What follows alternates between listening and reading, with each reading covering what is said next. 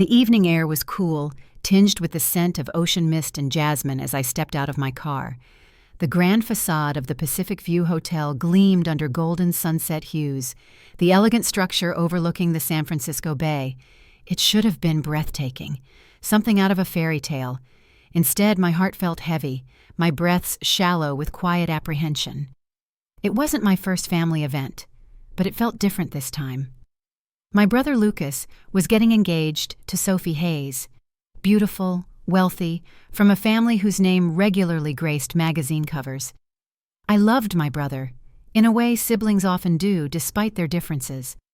But our bond had always been complicated, overshadowed by an unspoken competition, fueled by my mother's favoritism and my father's detached silence. Tonight, as always, I hoped things would be different. My lavender gown brushed softly against my ankles as I approached the ornate reception desk, decorated tastefully with delicate orchids and gilded trim. A hostess with a practiced, dazzling smile greeted me. "Name, please?" she asked pleasantly. "Isabella Carter," I replied quietly, already feeling out of place. Her perfectly painted smile wavered slightly as she thumbed quickly through her neatly organized list. Her brow furrowed just for an instant before the mask slid smoothly back into place. "Ah, here it is," she said, a little too brightly. "You'll be seated at Table E." "Where exactly is Table E?" I asked, glancing around the hall. The extravagant ballroom stretched wide, tables elegantly arranged beneath crystal chandeliers, each seat perfectly appointed. My parents' table stood proud at the center, near the head of the room, surrounded by dignitaries and prominent guests. She hesitated again, this time clearly uncomfortable. "It's, near the exit," she admitted softly, avoiding my eyes. "It might be quieter there." My stomach dropped. I felt my cheeks heat with embarrassment. "Are you sure?" I asked, hoping this was a simple misunderstanding. "I'm Lucas's sister." "Yes, Miss Carter," she said, eyes apologetic, but voice firm.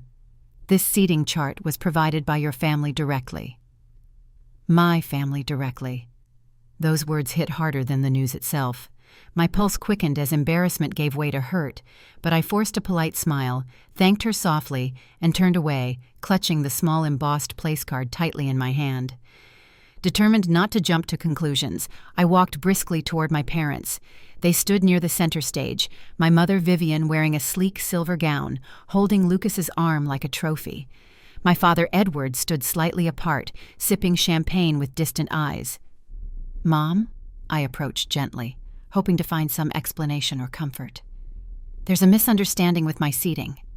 Vivian turned, briefly startled, before quickly recovering with practiced grace. "Isabella, not now," she whispered sharply, eyes darting nervously toward the Hayes family and their important guests. "It's important," I insisted quietly. "I've been seated at the exit table, away from the family." Her lips tightened into a thin, strained smile. "Isabella, tonight is about Lucas and Sophie. We had to prioritize seating for close family and critical guests. You understand, don't you?" I stared at her, my chest tightening. "I'm your daughter, Mom," I said softly, almost pleading. "Of course you are," she replied dismissively, waving a perfectly manicured hand. "But there's a hierarchy tonight. It's nothing personal." Her words echoed bitterly. Nothing personal. It felt deeply personal. Lucas turned slightly, overhearing, his smile broadening confidently. "Relax, Bella," he said patronizingly. "It's not that big a deal." I glanced toward my father, Edward, silently begging for support, but he avoided my gaze, staring down into his champagne flute. "Just let it go," he murmured, without looking up, taking another slow sip. My heart clenched tighter. I felt invisible, a ghost hovering at the edge of a family portrait I never truly belonged in. I forced myself to breathe, steadied my shaking hand, and turned away. Walking slowly, head held high despite the ache inside, I found my seat exactly where they'd placed me, by the heavy, rarely used exit door. A single table, slightly off-center, hidden in plain sight. a perfect metaphor for how my family had always seen me. I sank into my chair, the faint sound of laughter and clinking glasses distant and muffled behind the bustling guests. The tablecloth was pristine, the flower arrangement small but elegant, a polite afterthought. The elegant gold lettering on my place card seemed almost cruel in this setting. Isabella Carter, isolated and meaningless. For a moment, memories flooded me. Childhood birthdays when Lucas received extravagant gifts, while I unwrapped practical items.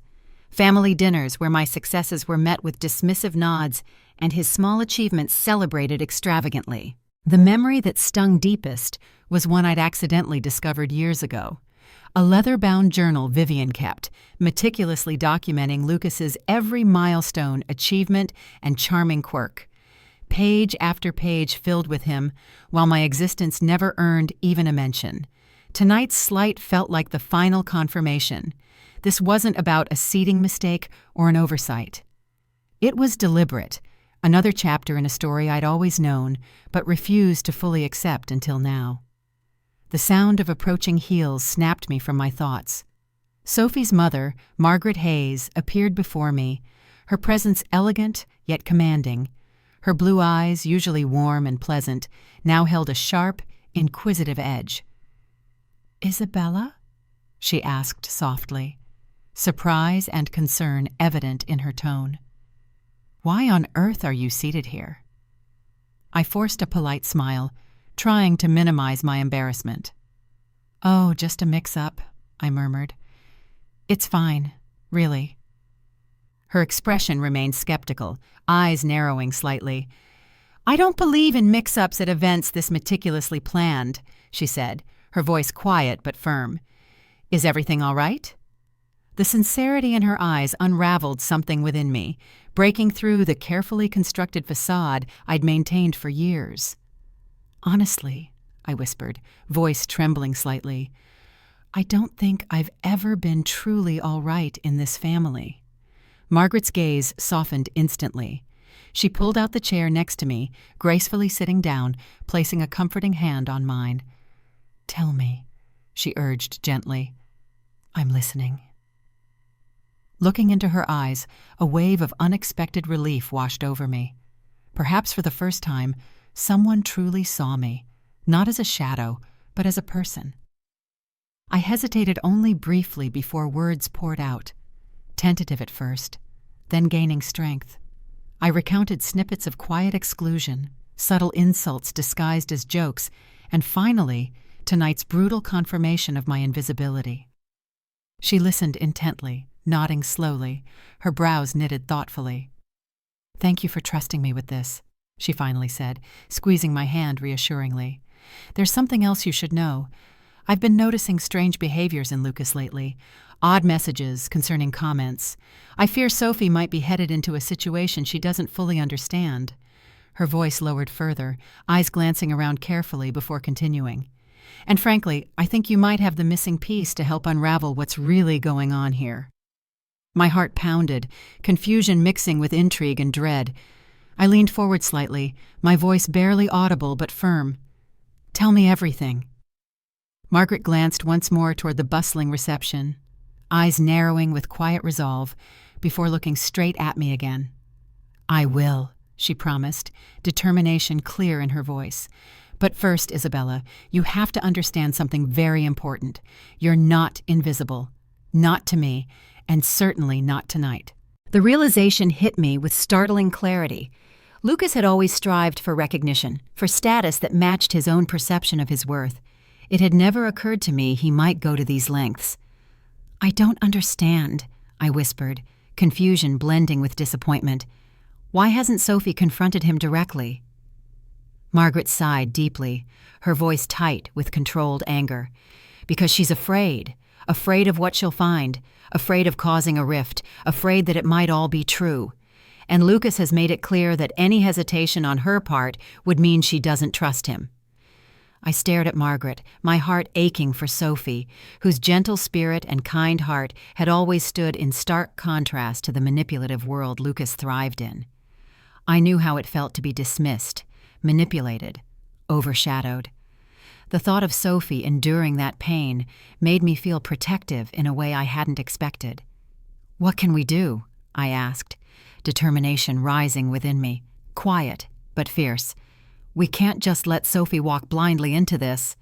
Margaret nodded in agreement, her eyes steady and unwavering. "We won't.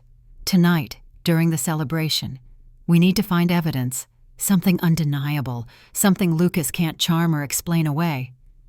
The ballroom doors opened briefly, letting out bursts of laughter and applause as someone proposed a toast.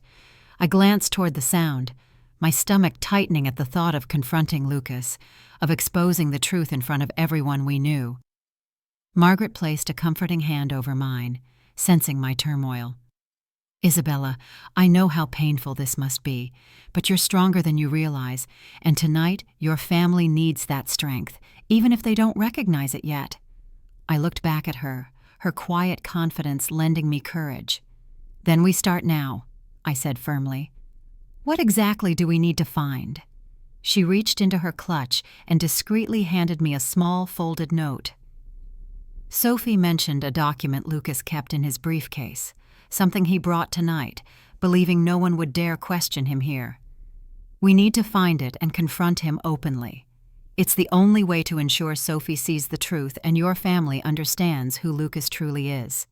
I nodded, the weight of the moment settling heavily but resolutely upon me. "I'll find it," I promised, rising from my seat. Margaret squeezed my hand gently, her eyes full of faith and quiet strength. I stepped away from the hidden table, moving swiftly yet unobtrusively toward the main ballroom. My heart pounded, not from fear, but from resolve. Tonight, the shadows would finally be illuminated, and perhaps in their clarity, I would finally find my place. As I entered the bustling ballroom, lights twinkling above, laughter ringing hollowly around me, I saw Lucas's leather briefcase resting casually near the dais where he'd been standing earlier. I approached cautiously, my eyes scanning the crowd to ensure no one was watching. Quickly and quietly, I lifted the briefcase and slipped into a quiet corner of the room, partially concealed behind a towering floral arrangement. Taking a deep breath, I carefully opened the case, heart racing as I flipped through neatly organized papers and files. Finally, my fingers brushed against a crisp, official-looking document. My eyes widened as I scanned the contents, a meticulously outlined plan to transfer significant portions of Sophie's inheritance into accounts under Lucas's sole control, complete with notes outlining strategies for minimizing Sophie's awareness and managing potential legal complications. My breath caught in my throat. Margaret had been right. This was worse than I'd imagined. Suddenly, a familiar, chilling voice broke through my shock. "Looking for something, Isabella?" I spun around, heart hammering, to find Lucas standing mere feet away, his expression a cold mask, his eyes sharp with barely concealed anger. "Lucas," I stammered, clutching the document protectively, my voice steadying despite the adrenaline surging through me. "I didn't want to believe this of you, but you've left no doubt." He stepped closer, a threatening smile playing across his lips. "You should have stayed seated where we put you," he sneered quietly. "Always so desperate for attention." I met his gaze squarely, refusing to flinch. "This isn't about attention," I retorted firmly. "This is about right and wrong, and if protecting Sophie means exposing your true nature, so be it." His jaw tightened, eyes narrowing dangerously. "And who exactly do you think will believe you? The invisible daughter, desperate and overshadowed by her brother? They'll think you're spiteful, jealous, unworthy." A calm strength filled me, surprising even myself.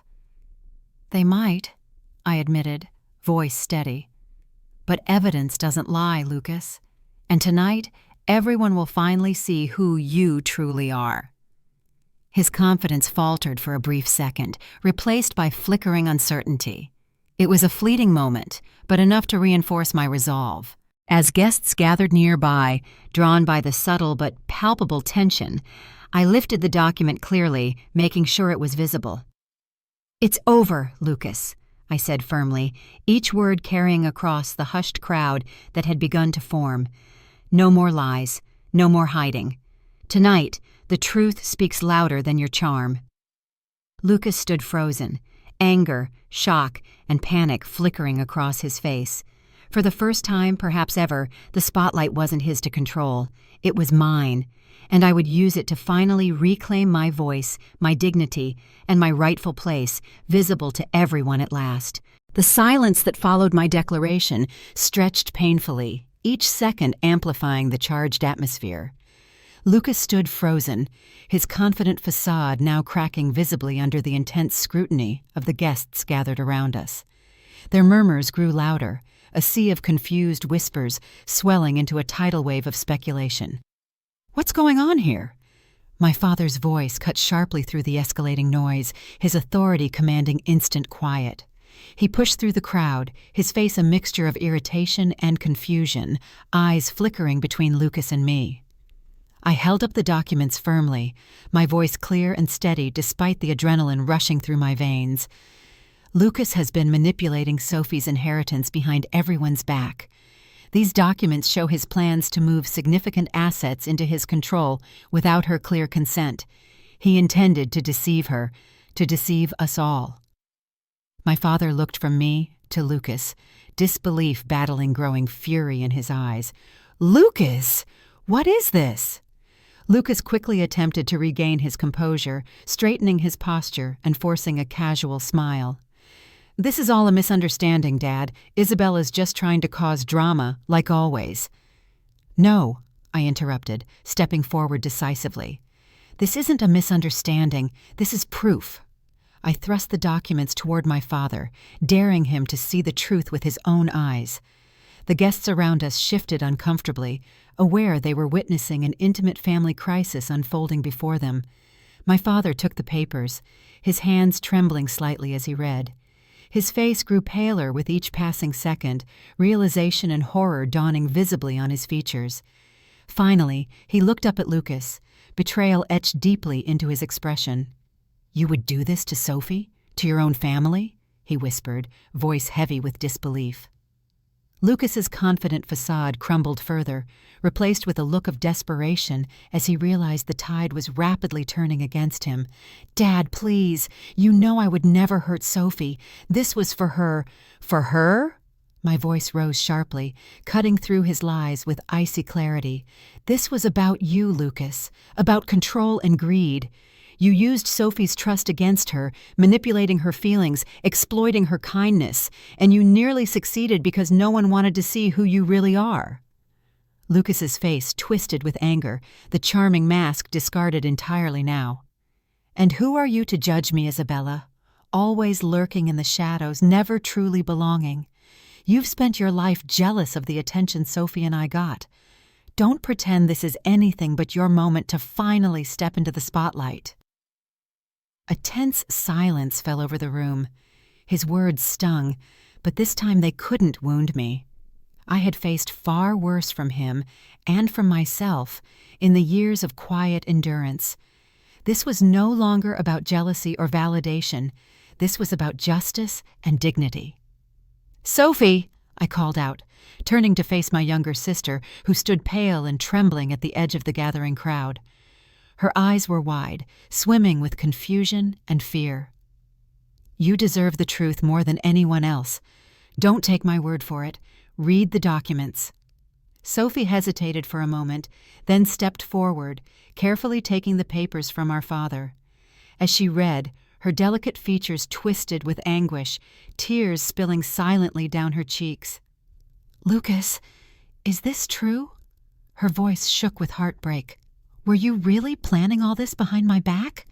Lucas stepped toward her desperately, reaching out as if to touch her. "Sophie, you know how much I love you. This is being twisted out of context." "Stop!" Sophie's voice suddenly thundered, shocking us all. It was stronger, clearer, and more forceful than I'd ever heard from her before. She stepped back, clutching the papers protectively against her chest. "Don't lie to me anymore. I've let you control too much for too long. This," she gestured at the documents, "this is too far.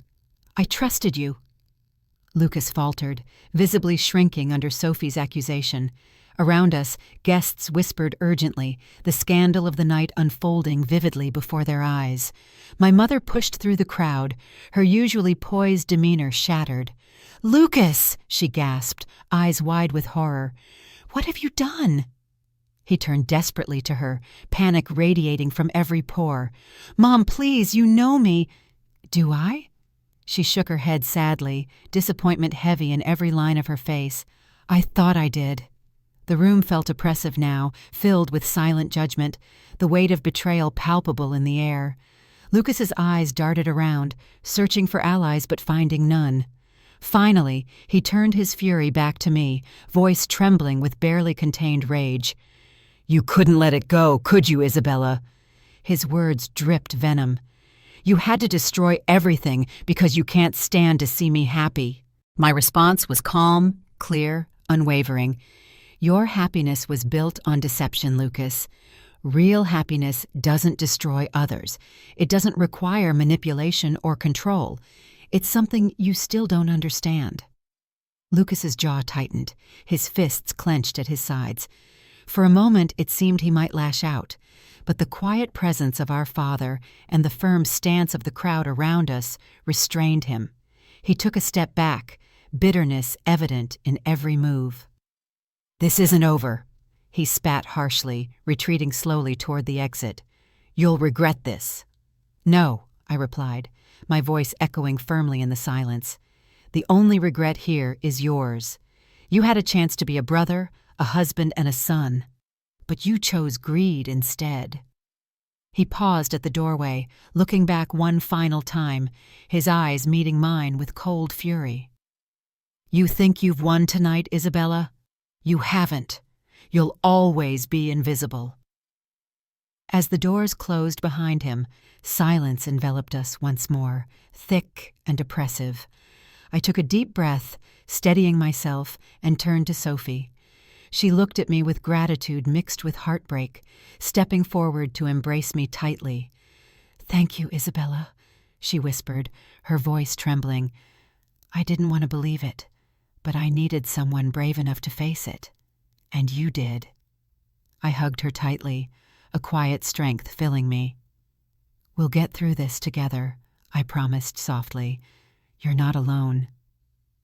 Our father stepped forward, placing a gentle hand on my shoulder. For the first time, his eyes met mine with genuine respect and appreciation. "Isabella, I'm sorry we didn't see what was right in front of us. You deserved better from all of us." My mother nodded, tears glistening in her eyes. "You've always been our strength, quietly carrying more than your share. No more. We see you clearly now." Around us, guests slowly began to disperse, offering quiet words of support and comfort. The room, once filled with superficial laughter and hollow praise, now echoed with genuine warmth and understanding. As I stood there, Sophie and my parents beside me, clarity washed over me, more profound and comforting than I ever imagined. Tonight hadn't just revealed Lucas's deception. It had revealed my true strength. For the first time, standing visibly in the heart of my family, I felt seen, respected, and undeniably real. The shadows that had defined me had been shattered, and now, bathed in the light of truth and authenticity, I could finally see my place clearly, and it was powerful. The days following the confrontation passed slowly, each moment marked by a quiet, reflective tension. News of Lucas's betrayal spread quickly through our social circles, igniting a mixture of outrage, disbelief, and sympathy. My phone buzzed incessantly with messages of support, disbelief, and curiosity. Yet, amidst the chaos, I felt an unfamiliar tranquility, as if the storm that had ravaged our family had somehow cleared the path forward. Sophie, although shaken deeply by the truth, began to show surprising resilience. She came to stay with me in my apartment, a small, comfortable space that now felt like a haven. We spent long evenings on my couch, sipping hot tea and sharing stories we'd never dared to speak openly before. "I can't believe how blind I was," Sophie whispered one evening, curled up beside me. Her eyes, usually sparkling with innocence, now held a wiser, if somewhat sadder, glow. I trusted Lucas completely. How could I not see what he was doing? I gently squeezed her shoulder. You saw what he allowed you to see, Sophie. Manipulators like Lucas are skilled at crafting illusions. But now you know better, and that makes you stronger. She nodded slowly, determination flickering in her gaze. I don't want to feel weak ever again. I want to be like you, strong, brave, someone who sees clearly. Her words touched me deeply, and I realized how much Sophie had grown through this turmoil. You're already stronger than you realize, I assured her, meaning every word. Strength comes from facing difficult truths, not from hiding behind comforting lies. Meanwhile, our parents took definitive steps to distance themselves from Lucas, both personally and professionally. My father immediately began an internal audit of all family businesses to undo any manipulative arrangements Lucas had created.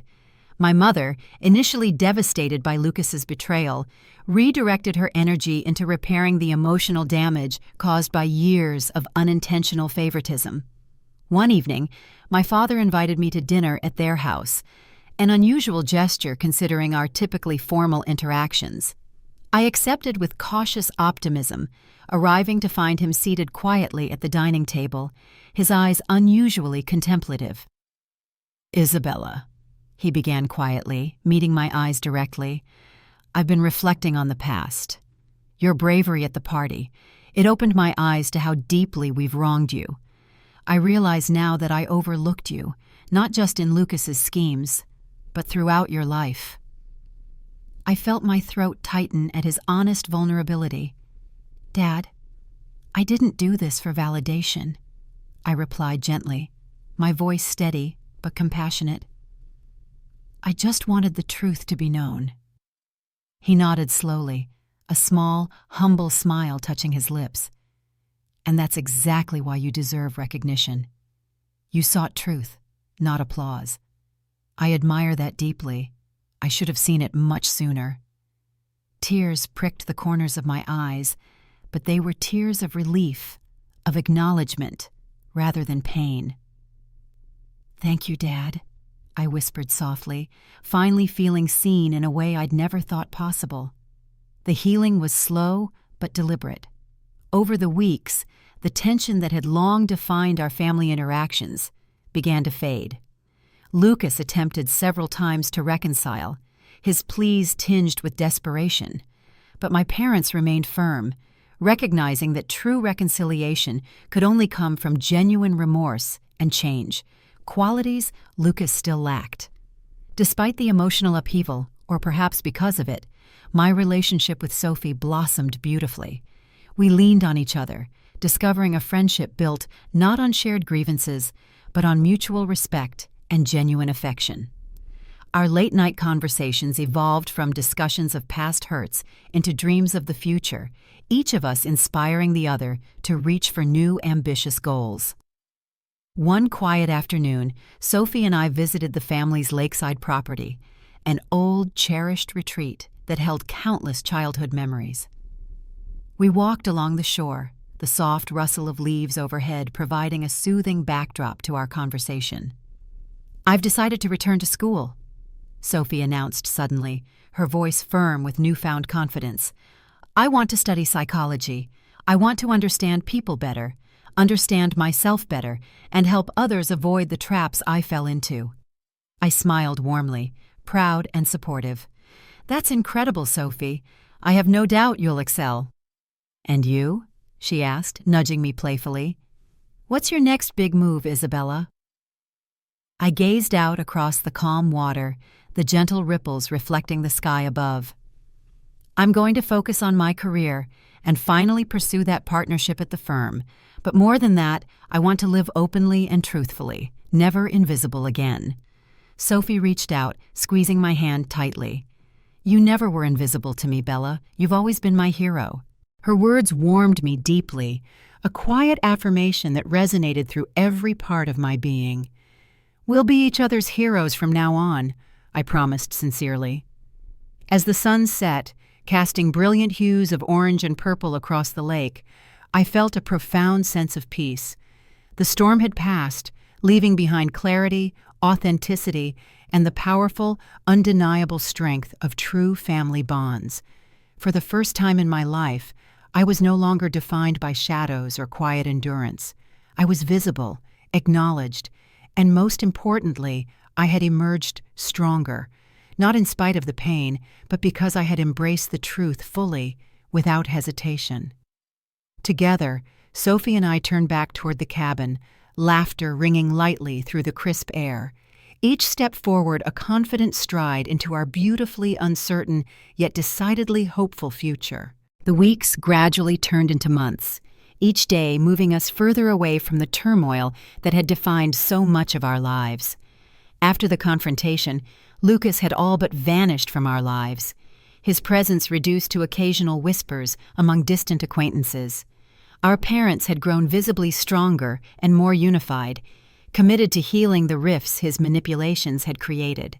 Sophie and I, meanwhile, stepped boldly into a new era of mutual support, independence, and genuine closeness.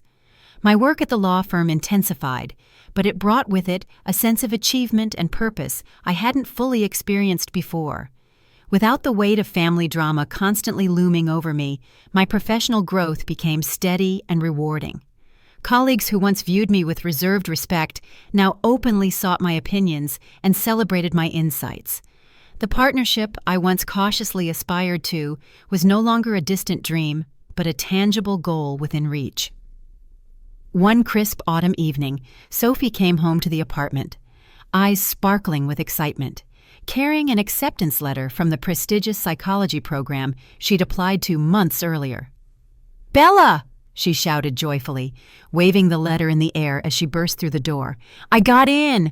I leaped up from the sofa, enveloping her in a tight hug. "I knew you could do it, Sophie. I'm so incredibly proud of you."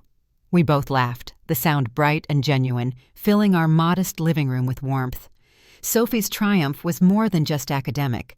It was a symbol of her strength, resilience, and the self-confidence she had rebuilt from scratch. That weekend, our parents hosted a small celebration dinner to honor Sophie's accomplishment. The atmosphere at their house had transformed significantly since our previous tensions. Mom had taken care to decorate the dining room with Sophie's favorite colors, and Dad proudly toasted his younger daughter, his eyes glistening with genuine affection. "To Sophie," Dad began, raising his glass, "whose journey has shown all of us the power of courage, honesty, and growth. You've taught us the true meaning of strength." I smiled broadly, clinking my glass gently with Sophie's. Our parents' newfound awareness and sincere appreciation for both of us filled me with a deep sense of satisfaction. There were no more shadows, no more hidden resentments, just a clear path toward mutual respect and understanding. As dinner continued, our conversations turned reflective, touching on past hurts without the sting of bitterness, openly acknowledging our individual roles in the painful chapters we'd endured. "Isabella," Mom began quietly, her voice carrying an unusual softness, "I want you to know how much I regret the years you felt unseen. I took your strength for granted, assuming it meant you needed less support. Now I see how wrong I was. You deserved so much more." Her words were sincere, and for the first time I saw real remorse in her eyes. "Thank you, Mom," I responded softly, squeezing her hand gently. "I've learned to see that strength isn't about never needing help. It's about being brave enough to ask for it." Our bond, once strained and complex, had finally begun to heal through honesty and vulnerability. I realized then that real family connections aren't forged by avoiding pain, but by facing it together and emerging stronger. One afternoon, while Sophie and I packed her belongings in preparation for her move closer to her new campus, we stumbled upon an old photo album hidden beneath piles of clothes. Curiously, we flipped through its pages, memories of simpler, innocent times flooding back. "Look at us," Sophie laughed gently, pointing to a photo of us as children, covered head to toe in paint from a messy art project. "Who knew we'd end up here?" I smiled nostalgically, tracing our young faces with my fingertips. Life definitely didn't follow the script we imagined. But honestly, Sophie, I wouldn't change it. She looked up thoughtfully. Really? Even after everything we've gone through? Especially after everything, I affirmed sincerely. Those experiences taught us how to be resilient and to truly value ourselves and each other. On Sophie's moving day, the atmosphere was bittersweet. We loaded her belongings into the car, pausing often to laugh, hug, or simply savor these final moments of living together. "Promise me we'll never lose this closeness," Sophie said, her eyes glistening with tears. I hugged her tightly, my voice firm yet gentle. "I promise. Distance will never weaken our bond. If anything, it will only make it stronger." After saying goodbye, I returned to the apartment alone, a quiet emptiness settling around me. Yet beneath that emptiness was a comforting sense of accomplishment. We'd both grown immensely, finding ourselves and each other amidst adversity. In the following days, my apartment felt different, quieter. Yet this solitude allowed space for reflection and deepened my commitment to self-growth. I began investing more in my personal interests, joining community initiatives and rediscovering hobbies I had long abandoned. Through these new experiences, I met people who quickly became dear friends, reminding me that family isn't solely defined by blood, but by the bonds we choose and nurture. Months later, Sophie returned for a brief visit, her confidence evident in her stride, her expression bright and determined. We spent hours sharing stories of her university experiences, my career advancements, and our evolving lives. "I finally feel like myself, Bella," Sophie said, her voice serene, "and I owe so much of that to you." "You owe it to yourself," I corrected her warmly. "You did the hard work, Sophie. You chose truth and authenticity over comfort. That's courage." Late that evening, as Sophie slept soundly in the guest room, I sat on my balcony under the stars, reflecting on our journey. I realized how far we'd come, how each painful moment had shaped us into stronger, wiser individuals. And though the scars of the past remained, they no longer held power over us. Instead, they stood as gentle reminders of our resilience. I felt deeply grateful, not just for the clarity that painful experiences brought, but also for the freedom to embrace who we truly were. This newfound independence was not a rejection of family, but rather an affirmation of the genuine bonds we had worked so diligently to cultivate. Looking up at the clear night sky, I breathed deeply, a profound peace settling over me. I was no longer invisible, no longer hiding or quietly enduring. I had stepped fully into my own light, confidently embracing the future. As I closed my eyes, savoring the quiet night, I whispered a silent promise. No matter where life takes me, I will always honor my truth and fiercely protect the freedom I've fought so hard to achieve. With that promise deeply engraved in my heart, I knew with unwavering certainty that no challenge could ever overshadow my strength again. From now on, my life would be defined by authenticity, courage, and the relentless pursuit of genuine happiness. The years have gently unfolded since that pivotal autumn, each season bringing its own quiet lessons and subtle joys. Life settled into a harmonious rhythm, defined not by past pains, but by the strength and clarity we'd gained from confronting them. The scars of yesterday faded into gentle reminders of the resilience and courage that shaped our newfound freedom. Sophie flourished in her psychology program, graduating with honors and quickly establishing herself as a compassionate therapist, beloved by clients who recognized the empathy rooted deeply in her own transformative experiences. Our bond, once tested by turmoil, had blossomed into an unwavering friendship, sustained by mutual respect, trust, and open-hearted communication. Professionally, my journey took remarkable strides.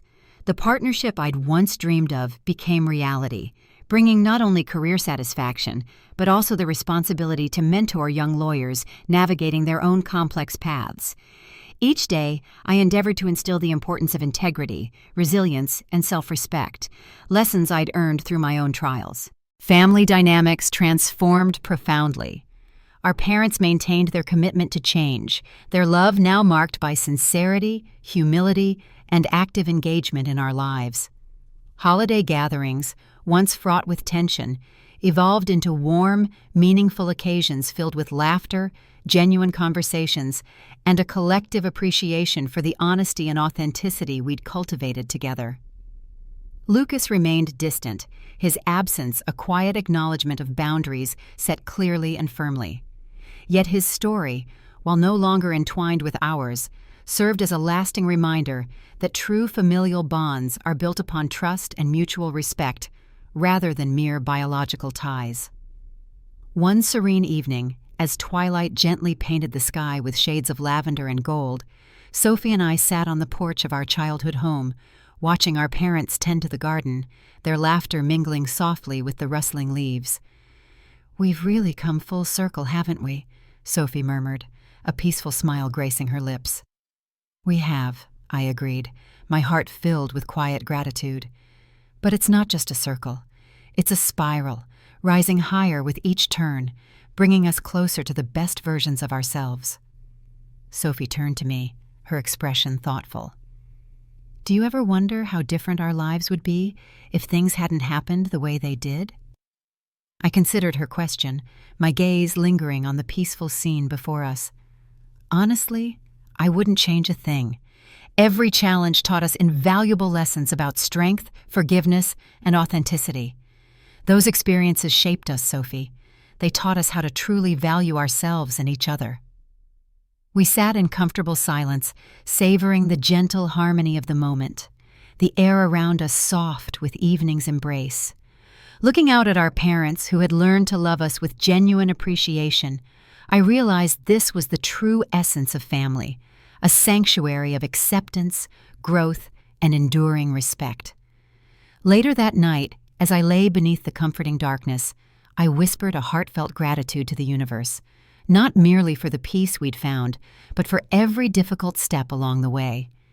Each hardship had been necessary, guiding us toward clarity and strength we might never have known otherwise. In the stillness, I made one final promise: to honor the truth of my journey, embrace the courage to continue growing, and cherish the profound peace we've built, never forgetting the hard-earned wisdom that brought us here. With that quiet resolve, sleep enveloped me gently, carrying dreams filled with hope and endless possibilities, secure in the knowledge that our hardest battles had forged our most beautiful victories.